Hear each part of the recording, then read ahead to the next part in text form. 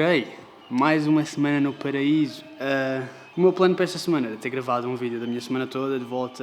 Era basicamente eu entrar no ritmo, ok? E cumprir com uma semana perfeita ou quase perfeita. Não foi bem isso que aconteceu, entretanto já vamos em quinta-feira, não gravei quase nada, mas com isso dito não tem sido uma semana tão má como as anteriores. Se vocês acompanham o canal há algum tempo têm visto que eu estou um bocado preguiçoso e esta semana já não foi bem assim. Foi um pouco mais produtiva, ainda não foi perfeita. Para a semana, talvez, é esse o vídeo que eu vou trazer para o canal. Portanto, subscrevam e não percam. Mas esta semana ainda foi tentar entrar nessa rotina. Já fiz um treino de força esta semana, treinei pernas. Agora, fazer full body hoje, portanto, vou-me trocar e bora isso. Ok, bora lá. Um dia de full body. Um dia de full body com muita perna.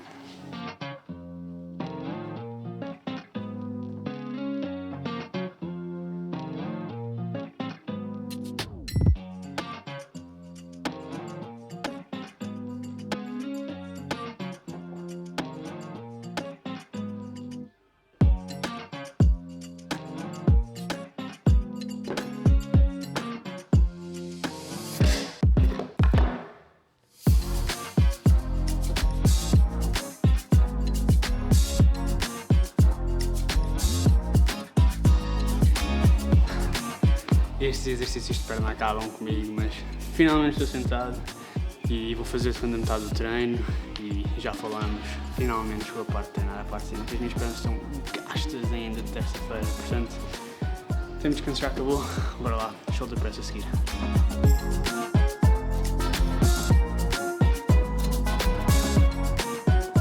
Ok, o treino de força está feito, agora vou-me trocar.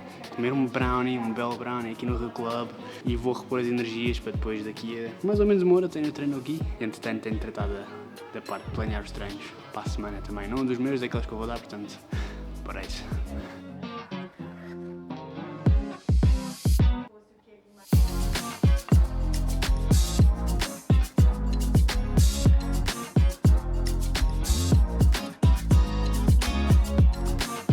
Ok, e entretanto já é sábado e o que é que se passou? Depois desta introdução que vocês acabaram de ver, eu fui fazer o meu treino no Gui, tal como tinha mencionado, mas tive o mesmo problema que tenho tido a semana toda, que é, tipo, sinto-me mal disposto, tipo, umas náuseas, estou como o Gordon Ryan, mas sem a skill, sem o dinheiro, sem os títulos, sem essa porra toda, não é?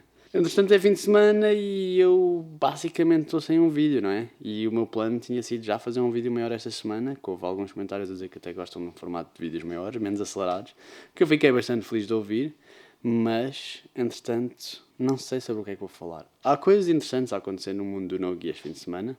Houve o UFC BJJ a noite passada e hoje começam os trials aqui na Europa, que eu era para ter feito, mas não fiz, porque não estava a treinar o suficiente e não senti que estivesse pronto. Portanto, depois de ver as brackets, não sei, eu já dei o meu palpite sobre quem é que eu acho que vai ganhar esses trials, nomeadamente naquilo que seria a minha divisão de peso, que é os 65.9 kg, mas é isso, vamos lá ver. UFC BJJ. Eu não vi o evento porque não é uma hora conveniente para quem vive na Europa, mas vi os resultados na manhã seguinte. Fiquei impressionado com o facto do Harrison Gabriel ter ganho ao Landon Elmer, que eu achava... O Harrison Gabriel perdeu para o Mikey, certo, com uma chave de perna. Não é uma pessoa do no-gi, é uma pessoa que tem bons resultados no kimono. E não sabia o quanto é que ele se tinha dedicado a trabalhar essa parte do seu jogo, não sabia se era um foco dele ou não. E o Landon Elmore teve algumas boas prestações recentemente, achei que fosse uma vitória para o Landon Elmore, mas o Harrison Gabriel ganhou por decisão, portanto estou algo curioso para ver essa evolução dele rápida desde a luta recente que teve com o Mikey Musumeci. Outra luta que eu tinha algum interesse foi o Andy Murasaki com o Andy Varela. Não me surpreende muito ou nada o Andy Murasaki ter ganho, certo? É alguém que é mais ativo competitivamente, tem um historial mais forte. O Andy Varela é ativo, é um bom competidor, mas diria que o Andy Murasaki está naquele outro nível. Aliás, há 2 anos, certo? Na época de 2024, teve aquelas 2 ou 3 finais com o Mika Galvão, em que o Mika Galvão estava a limpar tudo e, possivelmente, se não fosse o Mika Galvão, tinha sido o Andy Murasaki a levar muitas dessas finais, certo? E a ganhar esses campeonatos. Portanto, o Andy Murasaki tem esse nível, portanto não fiquei muito surpreendido. E não sei se é uma luta que eu vá perder tempo a ver. Tal como a outra luta a seguir, que eu tinha alguma curiosidade para saber os resultados, foi o regresso do Nicolas Meregali, que se tinha lesionado no ADCC em 2024, já passou imenso tempo, e esta foi a primeira luta dele desde então.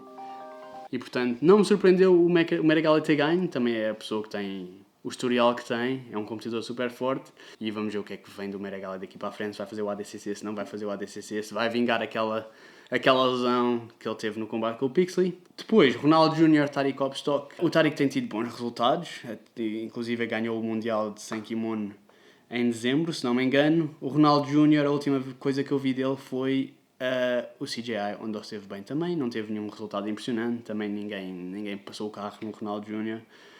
Se bem me lembro, a única pessoa que o submeteu acho que foi o Bodoni, mas posso estar errado. Uma luta, acredito que tenha sido renhida, lá está, eu não vi as lutas ainda, só sei os resultados. Depois a luta da noite era o Mikey Musumeci contra o Shea Montague, com quem eu já rolei, tive um seminário com o Shea em Inglaterra quando eu ainda lá estava, e o Shea eu acho que é mais uma pessoa de kimono, mas ao mesmo tempo tem-se mantido ativo no sem kimono também, e é uma pessoa que tem vindo a ganhar europeus, mundiais, em todas as faixas, tanto no kimono como no sem kimono, portanto diria que neste UFC BJJ foi provavelmente o melhor oponente que eles arranjaram para o Mikey Musumeci até agora. E o Mikey ganhou por footlock no segundo round e também não fiquei surpreendido, mas é bom de finalmente ver o Mikey a ter oponentes mais deste calibre. Ele passou muito tempo no One, ele está com pessoas que eram do wrestling ou do MMA, ou não eram pessoas de jiu-jitsu e não eram pessoas que estavam ao nível do Mikey, que tinham ganho mundiais e que têm esses títulos todos, e finalmente o Shea é alguém que estava a esse nível. É isso sobre o UFC BJJ, não sei se vocês viram. Se vocês viram, digam-me nos comentários se há alguma luta que vale a mesma pena ver, daquelas que eu não mencionei, ou se mesmo estas que eu falei há alguma que realmente vale a pena eu ir perder o meu tempo a ver. E entretanto são 3h30 e daqui a mais ou menos meia hora vai começar o primeiro round da seletiva do ADCC, que eu estou algo entusiasmado para ver. Vamos lá ver o que é que sai daqui, não é? Quanto à seletiva do ADCC, acho que já está a acabar o primeiro dia, eu não vi com nenhum combate até agora. Não sei exatamente quem é que passou até agora para o dia 2, mas as minhas previsões, pelo menos para ganhar a minha divisão, porque outra vez é os 105.9 kg, em número 1, o Higuito, que acho que vi no Instagram que ele passou para o dia 2, e depois alguém que eu acho que possa vir a surpreender é o Cristiano Amador. É a divisão que mais me interessa, essa e os 75.9 kg, que acho que vai ganhar o Taylor Pearman, já vi que já passou para o dia 2, é a pessoa que tem estado mais ativa, pelo menos a um alto nível e a ganhar consistentemente, teve uma boa prestação no CGI, certo? Teve aquele heel hook controverso contra o Bodoni e agora no último evento da Polaris versus Who's Number One, teve bem também. Portanto, são esses os meus palpites para essas duas divisões. As outras divisões, eu não costumo prestar tanta atenção, os 88 kg não é uma divisão que eu adoro ver, os 99 vou ter interesse em ver como é que o Ono Flanagan se dá, que acho que tem boas ou grandes hipóteses, acho que a meu ver é o favorito para levar essa divisão. Os mais 100 kg nunca é uma divisão que eu aprecio muito, mas temos o Assam Rida e o Heiki Jusila, que são os dois combates que eu estava a tentar ver agora, se bem que acho que já acabaram, que acho que é provavelmente um dos dois vai levar essa divisão. Nos femininos também não são divisões que eu costumo prestar muita atenção, mas a Sula May já se qualificou uma vez na Oceania, tem um bom nível, acho que é provável que leve a divisão dela também, e depois a Angela Goodman é alguém que também tem tido um bom sucesso no circuito da IBJJF e nas outras coisas onde vai entrando e competindo, e acho que possa ser um nome também que se qualifique para o ADCC aqui através da seletiva da Europa. Obviamente, o fim de semana da ADCC é sempre interessante, há sempre alguém que surpreende, há sempre alguém a chatear alguém, há sempre surpresas e é isso que é a parte boa do ADCC, não é? Por exemplo, na seletiva de setembro qualificou-se o Nico, que era alguém que eu achava que tinha boas hipóteses de se qualificar e qualificou-se de facto, mas não foi um nome que foi mencionado antes do fim de semana ter começado, certo? Portanto, foi uma surpresa. Eu já competi com o Nico, aliás, se vocês estiverem em Flow Grappling e pesquisarem pelo meu nome, uma das minhas lutas que está na Flow Grappling é com o Nico, é de uma seletiva que está a fazer agora 2 anos, em que eu perdi por decisão e se forem aqui ao meu canal do YouTube, num dos últimos vídeos que eu tenho em inglês foi um ADCC Open, que foi o último campeonato que eu fiz em Inglaterra. Eu luto com o Nico na final desse ADCC Open e ele ganhou por submissão. Portanto, acho que os nomes grandes, o Higuito tem sempre sido bastante forte nestas seletivas do ADCC e perde sempre por muito pouco, portanto acho que este ano tem uma boa chance de se qualificar. Se não ele, talvez o Ashley Williams, uma surpresa. Há alguns russos do Dagestão que são sempre difíceis de lidar, que podem levar essa divisão também. Ou outra pessoa, nunca sabe, mas o meu palpite é o Higuito. Nos 75, o Taylor. Nos 88, nem sei bem. Talvez o Faris, mas não acredito muito. Nos 99 o Ono Flanagan, nos mais 100. Vamos ver, mas talvez o Assam Rida ou o Eiki Jusila. Portanto, pessoal, acho que o vídeo vai ficar por aqui. Vou já fazer as despedidas e tudo. O vídeo obviamente não foi bem aquilo que eu queria que fosse. Comecei a gravar um pouco tarde durante a semana. Toda a semana tive um pouco com náuseas e enjoado e coisas assim do género. Portanto, não treinei tanto como aquilo que gostava de ter treinado. O vídeo não vou cortá-lo tanto como o habitual. Portanto, vão ouvir a falar bastante mais.